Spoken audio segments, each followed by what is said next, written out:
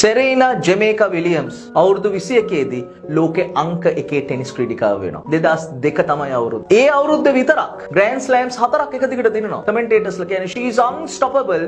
These are not grand slams. These are Serena slams. එච්චර හැමෝම ඉහලින් කතා කරපු මේ ටෙනිස් ක්‍රීඩිකාව 2006 වෙද්දී පල්ලම් බහගෙන ඇවිල්ලා එකේ ඉඳන් 81ට වැටෙනවා. 2007 දී ඔස්ට්‍රේලියන් ඕපන් එකට සෙරීනා විලියම්ස් එනවා. unfit unshaped කියලා තමයි හැමෝම කියන්නේ. සෙරීනා ඔබ බලාපොරොත්තු වෙන්නේ පළවෙනි රවුන්ඩ් එකේ එළියට යන්න. හැබැයි සෙරීනා මැච් එකෙන් දිනනවා.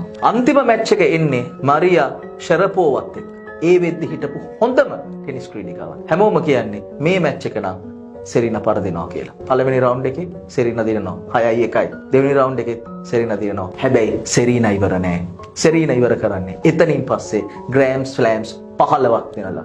ඔක්කොම ග්‍රෑන්ඩ් ස්ලෑම්ස් 23ක් තියාගෙන. ඔයාට අද ප්‍රේස් කරන අය හෙට ඔයාව ලුක් ඩවුන් කරන්න පුළුවන්. ඇද වැටීම උසකින් වැටෙන තරමට ඔයාට රිදෙනවා වැඩි. අන්න එදාට මෙන්න මේ කතාව මතක තියාගන්න.